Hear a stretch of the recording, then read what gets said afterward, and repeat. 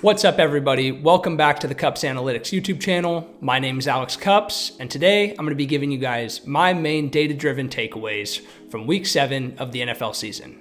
This week was honestly pretty insane. We had some big injuries. We had players performing on a historical level.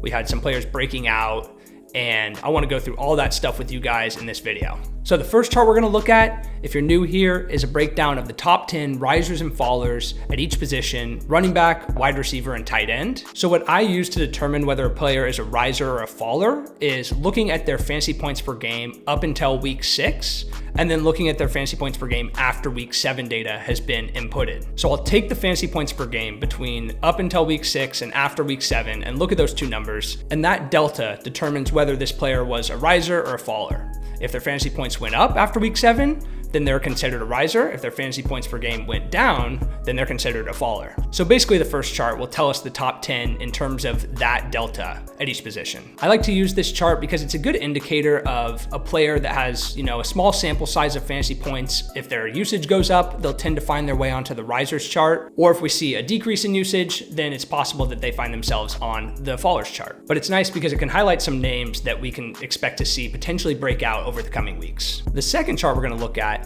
is a breakdown of the top 24 at each position by expected fantasy points per game. So if you're new here and you don't know what expected fantasy points per game are, expected fantasy points per game is a metric by PFF that basically takes the fantasy points that you would expect for a player in a given week, given the role and their usage on their team. And expected fantasy points differs from actual fantasy points because it's basically points that would be expected for this player to score based on the role that they saw them play. So even if they don't get into the end zone, even if they're overthrown by their quarterback on what should have been a 50-yard catch, those will be accounted for in expected fantasy points. So this is a good way for us to look at usage and see which players are overperforming or underperforming what we would expect based on their roles. So we'll look at the top 24 at each position for that as well and compare those values to their actual fantasy points per game through the first 7 weeks of the year. And the final chart we'll look at is just a breakdown of the top 10 overperformers and underperformers at each position. So this chart kind of goes hand in hand with the second chart using expected fantasy points,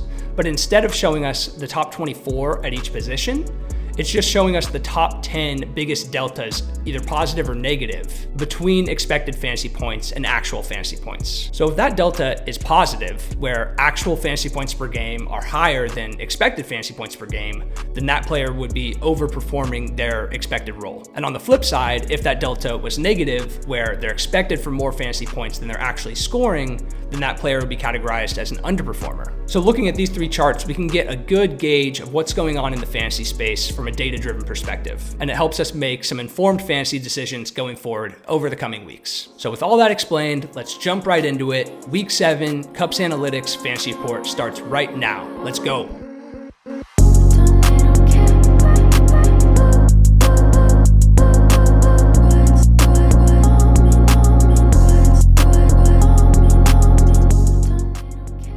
So starting off here with the top 10 risers and fallers at the running back position after week 7, you can see at the top of the list, first running back we have as the biggest riser is Kyle Monangai over in Chicago. And I think Kyle Monangai is a pretty interesting guy to talk about this week, considering what we just saw in their game against the Saints. Monangai had 13 carries to DeAndre Swift's 19. And while DeAndre Swift had 124 rushing yards, Kyle Monangai had 81 in his own right, which is good for 6.2 yards per carry. And they both scored a touchdown. So they both got home from a fantasy perspective. Swift had 23.8 fantasy points. Monangai had 17.4. So while I wouldn't expect this to be like an every week thing with the Bears, considering their passing offense was pretty much non-existent this week, I think it's definitely worth keeping an eye on Monangai. If he's on waivers, I would definitely be interested in picking him up. He looks like even more than just a clear handcuff to Swift, he might have some standalone value as well over coming weeks. Jaydon Blue also bumped his fantasy points per game up from a measly 0.35 to 1.7. So he's definitely still not fantasy relevant. But he did get quite a few touches in this Dallas game. And while I think we could chalk that up mainly to game script, I think it's important to note that Jaydon Blue is the clear-cut handcuff here to Javonte Williams right now. With Miles Sanders on season-ending injured reserve, Jaydon Blue is literally the only other running back that they trust in this backfield. Considering what we've seen from Javonte having this bell cow role in Dallas and how seemingly valuable that bell cow role is this year, I definitely think Jaydon Blue should be rostered everywhere before he's a priority pickup. which he will be if Javonte ever gets hurt. Another name I'd like to keep an eye on is Brashard Smith over in Kansas City. This week, he had 14 carries to Isaiah Pacheco's 15. And while most of these carries all came in garbage time when they were already beating up on the Raiders, he was active as a receiver in that offense pretty much the whole game. He had 5 receptions for 42 yards and ended the day with 13.1 PPR points. So I definitely think it's worth keeping an eye on this Kareem Hunt injury. And if he's gonna be out for a couple weeks, I would absolutely be rostering Brashard Smith wherever I could. Isaiah Pacheco definitely doesn't look like the same rusher he has in years past. And Brashard Smith, while he's not the most elite rushing talent as a prospect, he was always a great receiver. And we know that that's the most important skill set for fantasy in terms of running backs. So Brashard Smith's skill set, coupled with how good this fantasy offense is looking for the Chiefs, I would definitely want to be rostering him wherever I had space. We also see Quinshon Judkins bumping up his fantasy points per game from 13.1 to 15.3 after week 7. Judkins looking like the absolute bell cow in this Browns offense. He had 25 carries for 84 yards and 3 rushing touchdowns, 2 of which I think came out of the Wildcat. And I don't think there's much to be said about Judkins other than what we already know. He's looking like an absolutely elite running back at the NFL level. I did just want to make a quick point on the fear, uncertainty, and doubt around him that we had this offseason, and hopefully let it be a lesson learned to all of us going forward. This offseason,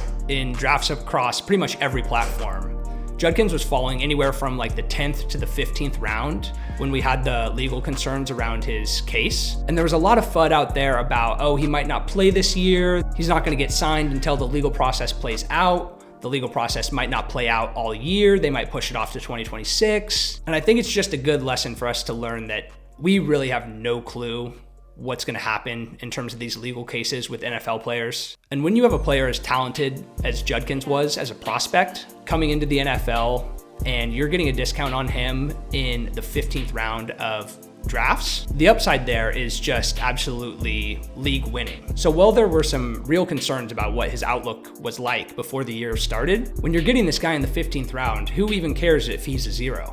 You know, when the player has the upside to win you your league. So I think there's something to be said for playing fantasy just a little less scared in general about what's going to happen to these players and shooting for the ceiling. Because at the end of the day, in order to win championships, you need to be the best team out of 12 or 14 teams in your league. And it significantly helps your odds when you hit on a player like this. Not much to talk about in terms of other risers. We saw Tyrone Tracy break like a 30-yard touchdown through a 20-foot hole, so I don't really expect much out of him.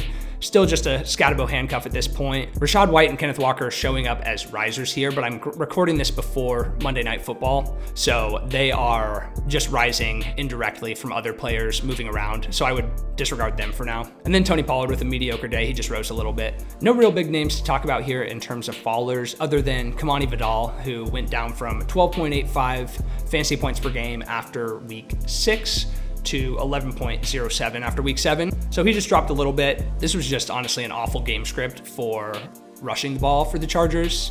They had a total of 10 running back carries. 9 went to Kimani Vidal, 1 went to Hassan Haskins. So he's obviously still bell cow there, and I wouldn't expect them to have this negative game script every week. I'm still starting Kimani Vidal pretty confidently wherever I have him. All right, diving into the top 10 risers and fallers at the wide receiver position. Up at the top here, we have the Chargers rookie wide receiver, Konata Mumpfield, raising his pre-week 7 fantasy points per game from 1.7 to now 4.60. Not super interested in Mumpfield as anyone to pick up. He had 1 catch for 5 yards and a touchdown, so he's still not on my radar until we see him earning more targets in this Rams offense. Next, we have Xavier Legette raising his fantasy points per game from 4.7 to 8.6 with his best day as a pro so far. He has 9 catches for 92 yards and a touchdown in this game against the Jets. And I have no clue what to think about Xavier Legette. He's shown us in so many different ways that he can't be an effective wide receiver at the NFL level, or at least a reliable fantasy option. And I still don't think I have much trust in Legette to be reliable. This was also Jalen Coker's first game back off IR this year, and I kind of expect Coker, who has pretty much outperformed Legette anytime they've been on the field together. They were both rookies last year. I expect Coker to continue to come on in this Panthers offense and get back to outperforming Legette down the stretch. So if you feel like picking up Legette and stashing him on your bench to see if we get this, in another week after this week, I'm pretty content letting someone else deal with the Xavier Legette experience because it's historically never been fun. A couple names down, we get Travis Hunter with his breakout game, jumping up from 6.6 fantasy points per game to 9.1. And I'm honestly not sure how sustainable this is for Hunter. It's great to see considering he's a rookie and we had massively high hopes for him as a prospect coming into the league. But I'm really not sure how sustainable it is. We had Trevor Lawrence drop back 48 times this game, but who knows? Maybe we see Travis Hunter take the step into that wide receiver 1 role for this offense. Brian Thomas Jr. has looked pretty brutal this year in terms of making the most of his opportunities. He's had some insanely bad drops over the middle of the field, looking like he's afraid to get hit out there. And it honestly seems like he and Trevor Lawrence have really never been on the same page up to this point. So the Jags have their bye this week. So I would love to see them come out after the bye and have Travis Hunter sustain the role that we saw this week. I want to see it at least one more time from Travis Hunter before proclaiming that he has taken over this wide receiver 1 role on Jacksonville.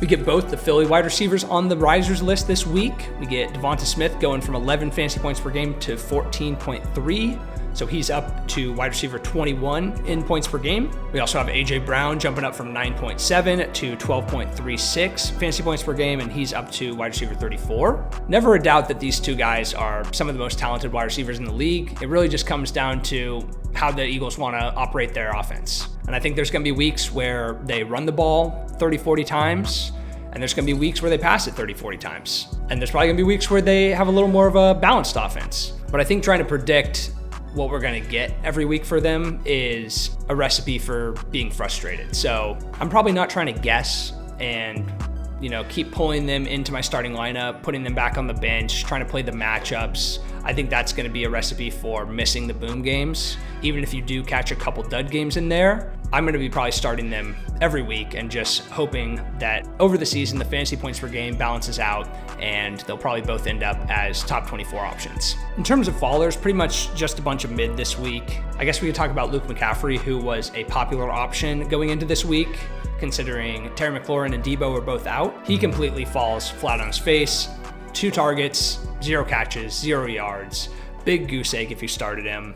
So big bummer there. Can't trust Luke McCaffrey. Honestly, can't trust many of these Washington receivers other than Debo or maybe Terry McLaurin whenever he comes back. But now with Jaden Daniels looking like he might miss time with that injury, I don't know if I want to be touching anyone in this offense while Marcus Mariota's at the helm. We also have Jaylen Waddle sneaking onto this list. He falls to wide receiver 31. And I don't know if there's enough bad things you could say about that Dolphins offense right now. It is truly unbelievably terrible. And I don't know if there's anyone outside of Achane that I would want to be starting on a regular basis. I think Jaylen Waddle is going to continue to be a back-end wide receiver 2, high-end wide receiver 3.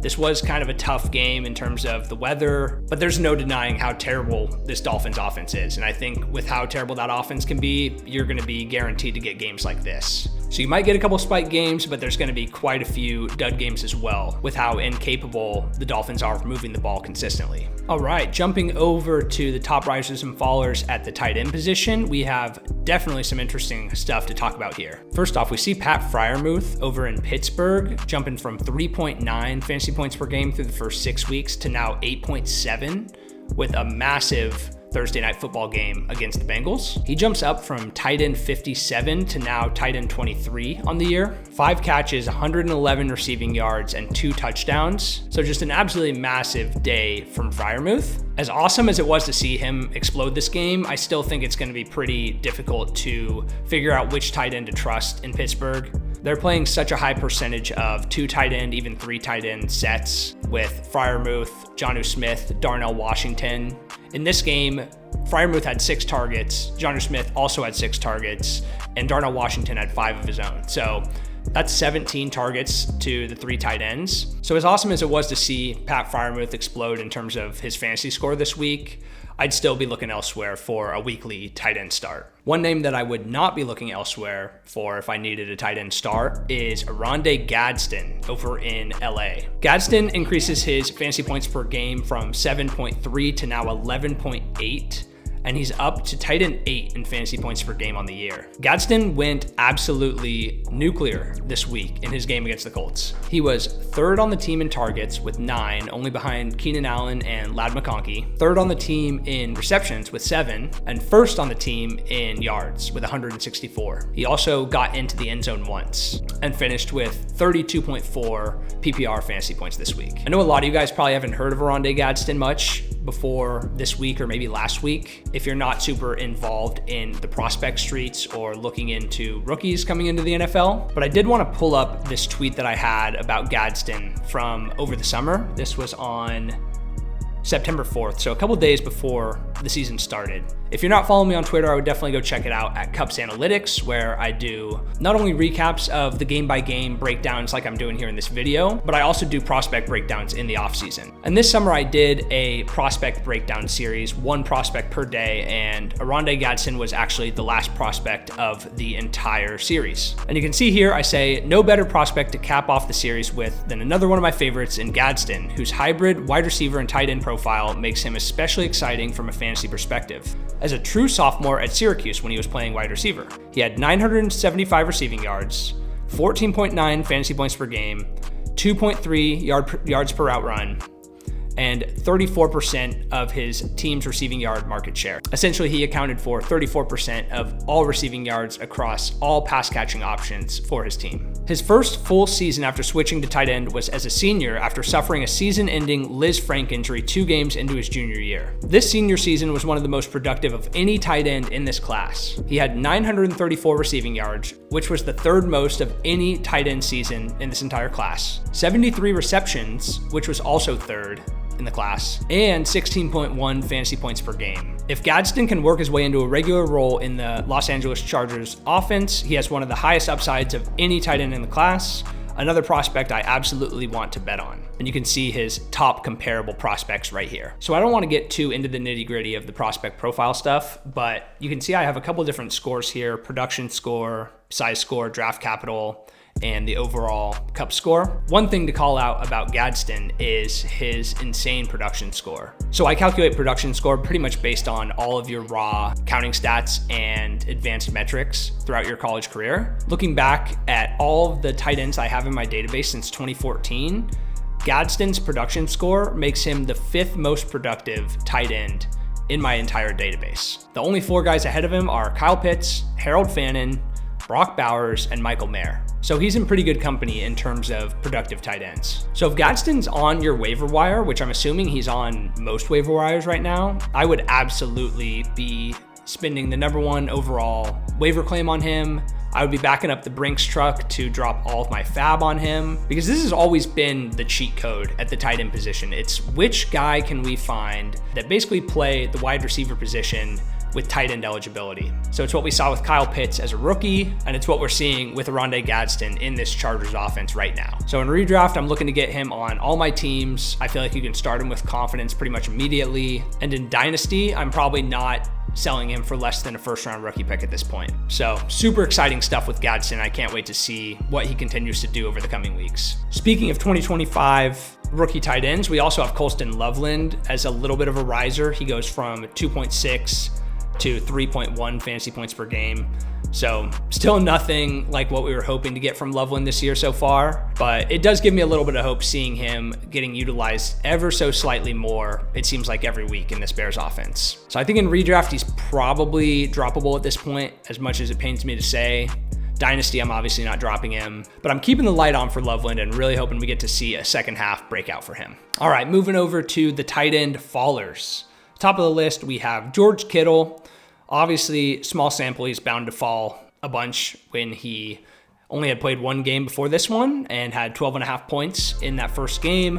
He plays the second game and has 0 points, so that's why we're seeing his fantasy points per game get cut in half. Not super worried about Kittle. I think, he's getting back into the swing of things. I'm sure we're going to get Kittle back. I mean, these pass catching options in San Francisco have been super inconsistent, with Jennings being hit or miss, Kendrick Bourne going invisible this week again after being solid the last 2 weeks, and Pearsall remaining to be out. I think this was a little bit of a tough game. It was obviously a big CMAC game, and they honestly didn't even really need to pass the ball that much. They were just running it super effectively. So keeping Kittle in the lineup, not too worried about it. All right, jumping over to the top 24 running backs by expected fantasy points per game through the first 7 weeks. And for those of you who haven't seen this chart before, just a quick overview. You can see the blue bars represent the expected fantasy points per game for each player in the top 24, with the green dots representing players that are overperforming. So you can see extending to the right off the bar here indicates that they are overperforming by a certain amount of fantasy points per game, which is in the parentheses right there. And on the flip side, we have the red dotted lines going to the left, indicating that the player is underperforming by the certain amount that's seen in the parentheses as well. So if you've been following along with this chart over the past couple weeks, you can see not much has changed at the top. We still have the big dogs, Christian McCaffrey, JT, Bijan, Jacobs, Jameer, Javonte. Just another moment of appreciation for what we're seeing out of Christian McCaffrey, just looking truly unbelievable. He's expected for almost 28 fantasy points per game, which is truly just unheard of stuff. Even when Christian McCaffrey was in his prime in the years in like 2019 in Carolina, when he was going crazy, the first and second year he was in San Francisco, this is unprecedented. I mean, 28 expected fantasy points per game is God tier stuff from CMAC. So it's insane to think, but he's actually underperforming his expectation by over 1 point per game, even with 26.7 actual fantasy points per game so far through the first 7 weeks. So if you have CMAC, I mean, congratulations, you're at a significant advantage to win your league this year. And there's literally nothing you could give me in a trade to make me want to part with CMAC. I mean, he is the skeleton key to winning championships this season, as long as he stays healthy. So other than CMAC, it's really been the three horsemen this year in terms of the serious producers at the running back position. So we have CMAC, we have Jonathan Taylor, and we have Bijan Robinson. JT being expected for just over 20 fantasy points per game at 20.1. He is actually at 25.3. So he's been pretty heavily overperforming his expectations so far. Same thing could be said for Bijan, who is at 19.02 expected fantasy points per game, but actually 24.2. So he is also overperforming by just over 5 fantasy points per game. And I think sometimes people see these serious overperformers and think, oh my gosh, I have to sell that guy immediately because he's due to regress, right? And I think for players like JT and Bijan, who are very obviously two of the best real life running backs in the NFL, it's almost like the same rules don't really apply, because I think there's a couple ways you find yourself on this list of overperforming or underperforming. And one of the ways you find yourself as a major overperformer is not that you're getting lucky, but rather that you are a legit elite talent at your position and you find opportunities where they might not exist. So for example, you find like a JT or a Bijan slip a tackle after getting hit at the line of scrimmage and go for 20 yards. That's just them being really good. That's not them getting lucky, you know? So for these two guys, while they're overperforming their expectation by a serious amount that I would usually recommend selling a player for, I don't think the same applies for these two. On the flip side, a running back that I think I would consider selling, given the amount they're overperforming, would be Davante Adams. Achane's expected for just over 16.5 fantasy points per game so far this year, and he's overperforming that at 19.5, so about 3 fantasy points there. And as much as I love to see Achane break off some of these huge plays, and he's obviously super involved as a receiving option in this offense, the Dolphins, like I alluded to earlier, are just seriously so terrible that I think it's pretty much going to be impossible for us to see the Achane ceiling that we were hoping for before the season of hovering around that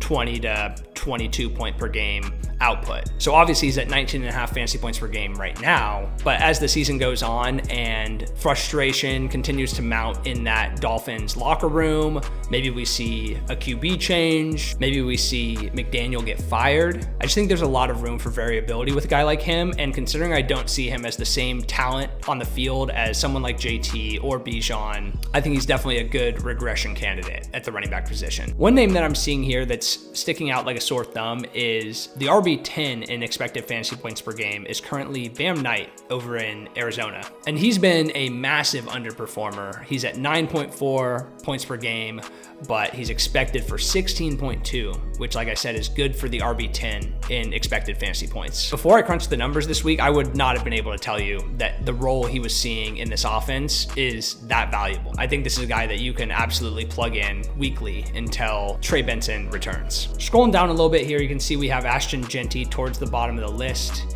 He is now RB19 in terms of expected fantasy points per game at just over 13.5. And with Jeanty, it's just another example of one of those super inefficient, ineffective offenses that can't get anything going. Obviously this week they lose to the Chiefs 31-0. There's just never a time for the Raiders to establish the run and get Jeanty into his groove. It's been pretty brutal so far. I don't think there's really any question mark around how good of a running back talent Jeanty is. I think he is extremely talented, but I think it's going to be hard to see that ceiling that we were hoping for this year with how terrible Geno's looked, the offensive line not being effective, and just the Raiders in general not being a good team. We also see both the Panthers running backs at the bottom of this list with Chuba Hubbard at RB22, 12.6 expected fantasy points, Rico Dowdle, RB24 at 11.6. So I think they're pretty much planning on splitting this backfield up 50-50. I know we were hoping to see Rico Dowdle take that 1A job after his explosion games over the past couple weeks, but it's looking like the Panthers staff wants to get Chuba back in there and have them split this workload, keep them both fresh, which makes a lot of sense from a real life perspective, but for fantasy, I think it's gonna be pretty frustrating going forward. Moving on down to the wide receiver position, we have the top 24 by expected fantasy points per game, and we have a new wide receiver 1 atop the list. Ja'Marr Chase has passed Puka Nacua. Puka held the 1 spot for the past 5 or so weeks, and we now see Ja'Marr jump out in front of him. I don't think people realize how truly historically insane that Ja'Marr Chase game was on Thursday night. He had 23 targets, 16 receptions, 161 receiving yards, and gets into the end zone. What's the most insane part to me is obviously this chart is by expected fantasy points per game. Ja'Marr Chase had 40 expected fantasy points on Thursday night and had 38.1 actual fantasy points. So he underperformed his role in expected fantasy points based on his usage. And 40 expected fantasy points, for reference, the second highest this week was 25.5 expected fantasy points. So Ja'Marr Chase had basically 15 more expected points than the next highest person on the week. And it's definitely the highest by far this entire year in terms of a game for expected fantasy points. And it really just goes to show, I mean, Ja'Marr Chase is in a league of his own as a wide receiver in terms of what he can bring to the table when he has a big game. So if you're a Ja'Marr manager, you're obviously ecstatic. It looks like Flacco actually can bring some life back into this offense. We also saw T. Higgins on the other side get back into the swing of things in his own right. So just legendary stuff out of Ja'Marr this week. Jumping down to the third spot on this list, we have a familiar name, first game this year. Welcome back to the playing field, Rashee Rice.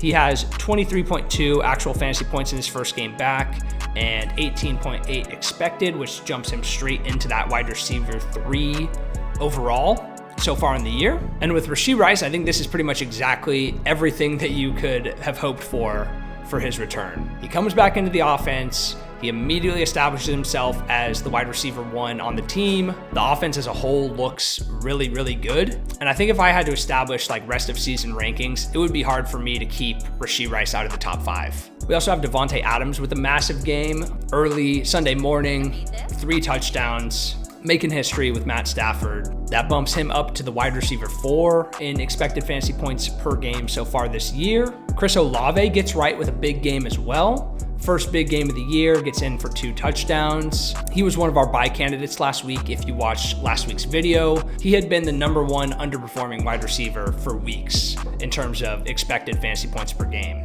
So we knew this game was going to come. Hopefully you were able to get him on your rosters before this. He was actually the wide receiver 3 in expected fantasy points after last week. So he's actually dropped 2 spots with Rashee Rice coming back and Davante with the massive game. But it's awesome to see, obviously, him turning some of those expected fantasy points into real fantasy points. So I would view Olave as a top 10 to 15 option the rest of the way. Another interesting thing to note, we actually have Jordan Addison ahead of Justin Jefferson in expected fantasy points per game so far this year. Addison comes in at 16.6 expected fantasy points, with Jefferson at 16.3. And obviously Addison is outperforming his a little bit, 17.4 real fantasy points so far.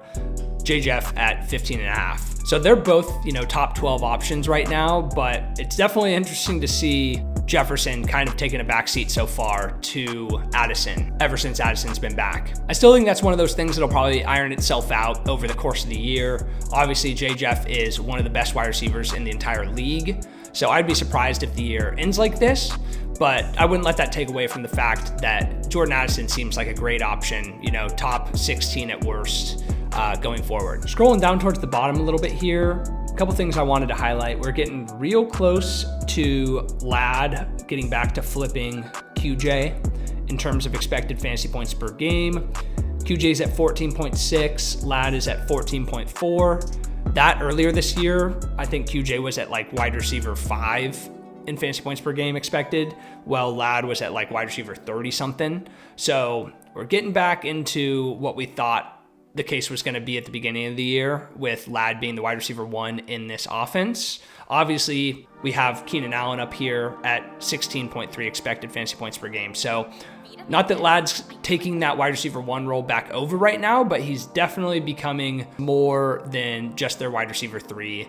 He is getting heavily utilized by Herbert. They obviously have a bunch of trust. So I would expect to see Lad keep climbing. Also wanted to call out Tetairoa McMillan down here as well. He's had quite the fall over the past couple weeks in terms of expected fantasy points. He was up at, I think, wide receiver 10 after week 5. And obviously week 6 had those 2 big touchdowns, but only like 30 something receiving yards. And then this week gets shut down by Sauce on the outside against the Jets. I'm not really too worried about T-Mac. I know he's been a little bit disappointing, but I think he's a great bounce back candidate, and I would expect to see him climb up this list as well over the coming weeks. All right, looking at the top 24 tight ends by expected fantasy points, and we have the one true GOAT, Trey McBride, taking the 1 spot back from Ferguson in terms of expected fantasy points. He's at 16.94, and he is underperforming that slightly. Ferguson, on the other hand, we have at 15.4 expected fantasy points, overperforming that at 17.2. So Ferguson's still the tight end 1 overall in actual fantasy points per game, but it is no secret that Trey McBride is looking like a difference maker at tight end, especially without Kyler Murray at the helm. The minute we got Jacoby Brissett at quarterback, Trey McBride all of a sudden remembered how to score touchdowns, which was something he had clearly lost the ability to do with Kyler at QB. So I'd love to see that as a Trey McBride manager. He's just super involved, and he pretty much is the entirety of this Cardinals offense right now. Stoked, obviously, if you have Trey McBride, he's an awesome option. I would probably choose him as the tight end 1 overall rest of season, but I think it's close between him, Ferguson, and our next guy, Tyler Warren, who is now the tight end 3 in expected fantasy points per game at 12.6. He's overperforming that a little bit at 14.5 fantasy points right now, but he looks elite. He looks like the best tight end we've seen come out as a rookie since Brock Bowers last year, which obviously isn't saying a ton since it's only been a year.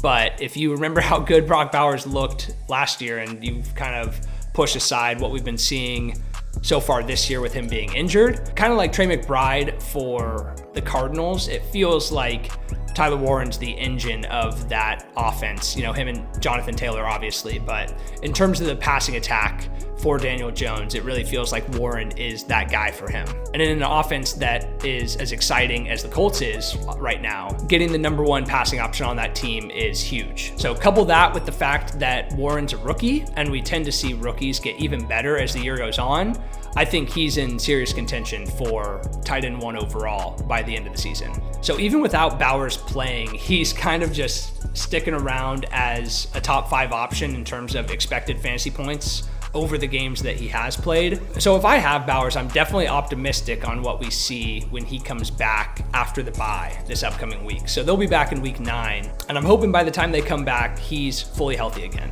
So I mentioned last week that Bowers was actually one of my top buy candidates, and I think that remains the same. If you can get Bowers for a relatively cheap price over this bye week, maybe the guy who has Bowers has a losing record and really needs a win to have any chance of getting into the playoffs. If you can ship off, some mid pieces and get Bowers in return, if you're needy at tight end, I would absolutely love to do that. You can also see we have 2 other 2025 rookie tight ends in the top 10 as well. We have Fannin at tight end 8 in expected fantasy points right now, 10.3. He's underperforming that slightly. Our aforementioned Oronde Gadsden at just over 10 expected fantasy points per game, and he's overperforming that ever so slightly as well. All right, jumping into our last chart here, we have the top 10 overperforming and underperforming running backs through the first 7 weeks. So we'll start off here with the underperformers, which you can see are the red bars. X-axis, you can see at the bottom, is the position rank delta. So the delta between the expected position rank and the actual position rank of each player. So for example, Chase Brown is currently the RB 35, but he has a delta of -16. So that indicates that he would be the RB 19 in expected fantasy points per game. So essentially he's underperforming his position ranking by 16 spots. And we could start with Chase Brown since he's obviously the biggest underperformer, and he has been the biggest underperformer. If you watch these videos every week, he's been the biggest underperformer, I think, for 5 straight weeks now. And in a way, it's kind of getting a little bit worse because he was previously, he was like the RB 30 actually, but expected to be like the RB 10 or RB 11. And that expected role has gotten worse and worse as the weeks have gone on. Even though that this was like his best week so far in terms of his actual production, the expected role has gotten significantly worse from what we saw at the beginning of the year. Like at the beginning of the year, he was expected to be like the RB 8, rather than now you can see he's down to the RB 19. So I think even though we did see his best game so far this year in terms of production, I think the thesis of Chase Brown has drastically changed over the past couple weeks, even with them adding Flacco. He's no longer the bell cow in that Cincinnati backfield. We're seeing way more Samaje Perine on pass catching downs. So Chase Brown, even though he's the biggest underperformer, and I've said this every week, I don't really want to buy him. I would sell him if I had him. So if you can sell him, even though it's kind of counterintuitive to this chart, usually I would be advising you to look into buying the underperformers and selling the overperformers. For Chase Brown's sake, I would say sell him, even though he's the biggest underperformer, because I really don't see it getting much better.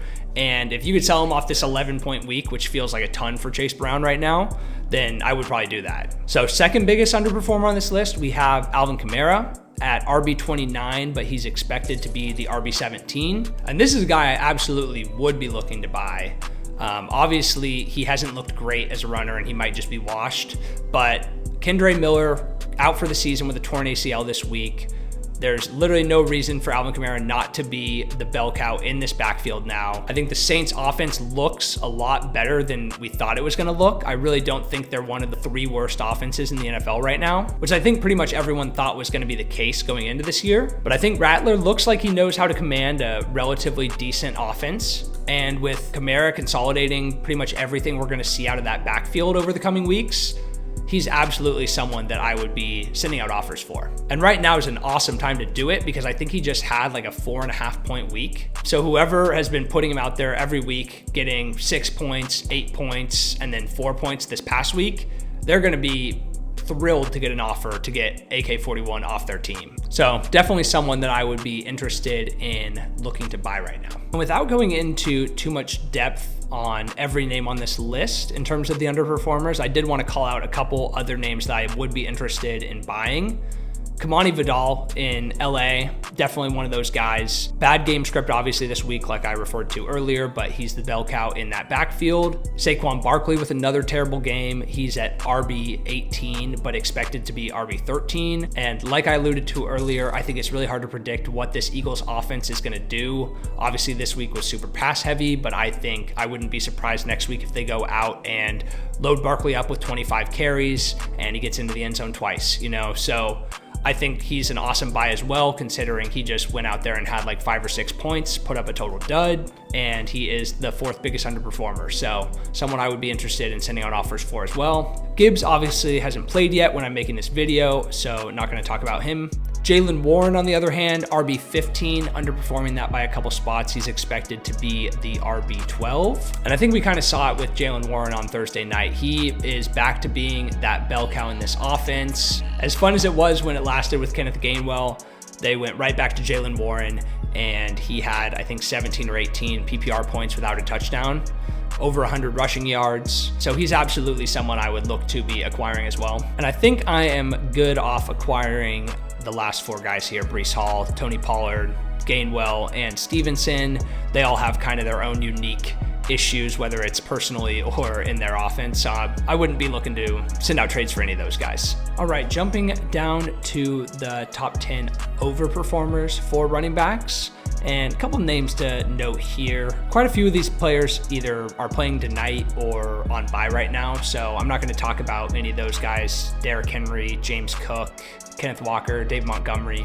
But in terms of guys that played this week already that I have stuff I'd like to say about, I mean, Rico Dowdle I kind of alluded to. Probably not someone I'm looking to sell right now. He really just looks so good, and I'd be interested in holding him and seeing if he can eventually carve out that 1A role with Chuba healthy. Travis Etienne, on the other hand, someone I've been preaching to sell for the past like 3 or 4 weeks at this point. He was as high as I think the RB 8 in actual fantasy points per game. Now he's down to RB 19, but he's obviously still overperforming his role in that offense. He's expected for RB 26. So the return on value with Etienne is getting worse the longer you've held him, but I think he's still someone I'd look to sell. I think he's a back-end RB2 at best, and with Tootin continuing to develop a role in this offense, LaQuinn Allen getting in on the passing work. At this point, if you can get pretty much anything for a relevant starter for your lineup for Etienne, then I would definitely be interested in doing so. Pretty insane to see Jacory Croskey-Merritt, Bill, still overperforming considering how bad he's been the past couple weeks. Another guy I don't think I'd be looking to sell, obviously coming off like a 3-point game. I don't think you'd be getting any great offers for him anyway right now. So definitely want to be holding on to Bill and see what happens to that role in that offense down the stretch. All right, jumping over to the top 10 overperforming and underperforming wide receivers through the first 7 weeks. We'll start off here with the underperformers at the top. And I've already talked about a lot of these guys, so I won't go into too much depth, but I think just looking at this list in terms of players that I would be interested in buying, some players on this list are obviously going to be much harder to buy than others. For example, Olave, Davante, both putting up 25+ point weeks. Same thing for Keenan Allen.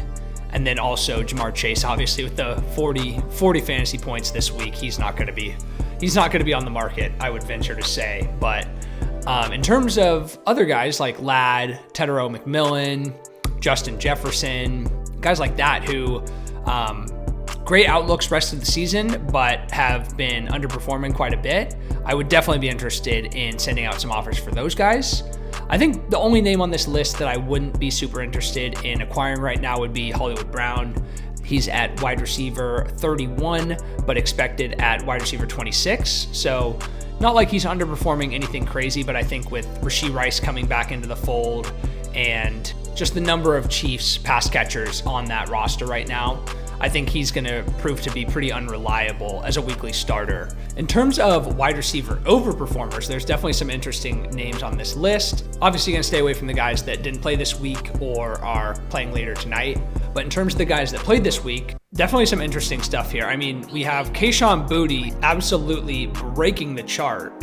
He's completely messing up the visuals here. He's currently the wide receiver 36, expected to be the wide receiver 81, if my math is correct. So just absolutely blowing the chart up. I mean, if you could sell Kayshon Boutte somehow, I would absolutely do it. I don't think he's the wide receiver 1 in this offense. I think Diggs is for sure the main guy for May right now. But yeah, pretty comical overperformance from Boutte over the past couple weeks so far this year. Another guy that I would be gauging interest from my league mates in terms of seeing if anyone would be wanting him would be Davante Smith. Obviously, huge game this week for Davante Smith. Goes for 9, 183 and 1, 33 fantasy points. But at the end of the day, like I've said a couple times this video, I think the Eagles offense is really hard to predict on a weekly basis. And I would almost rather just get that headache off my plate of trying to figure out when to start these Philadelphia wide receivers. So now seems like the perfect time to move off a guy like Davante Smith if you can find anyone in your league that wants to take him on. All right, finishing off with the overperforming and underperforming tight ends. We'll start with the underperformers, of which there are not too many. Obviously, we can ignore Albert O, who's underperforming, but he's only played, I think, 1 game, so the sample size is really small. And the 1 game he played was when Mayer and Bowers were out. So not considering him, he's the tight end 3 on the Raiders offense. Juwan Johnson, on the other hand, I know there's been a lot of up and downs with him this year. He's currently the tight end 19 in points per game, expected as the tight end 7. So he's been pretty heavily underperforming.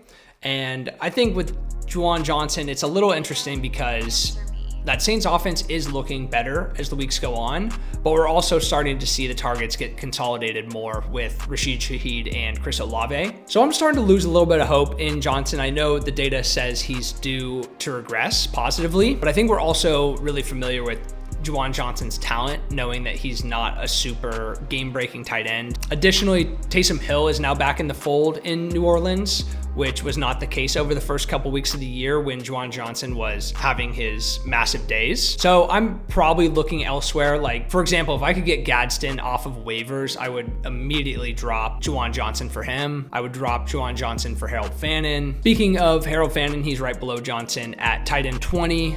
Underperforming his expectation of tight end 8 by 12 position rankings. And I've already talked a ton about Fannin. You guys know how I feel about him. I think he's a super talented tight end.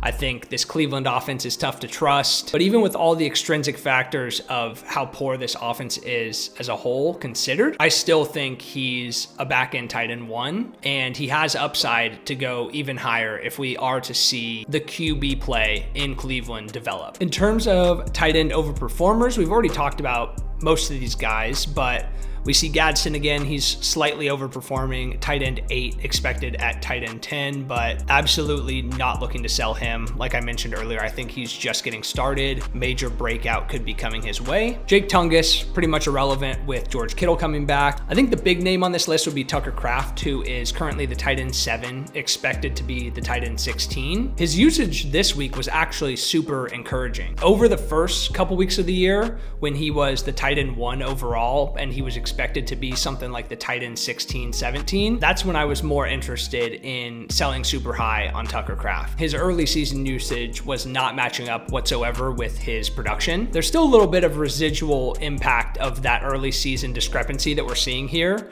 with him being the tight end 7 currently, but I really was super impressed with how he was utilized this past game. So I think Kraft is someone that I would much rather hold on to right now than sell, because I think it seems like the Green Bay offense is starting to figure out how to utilize him in a more repeatable and effective way. All right, that's all I got for you guys this week for this week 7 data-driven fantasy recap from CUPPS Analytics. I hope you guys enjoyed.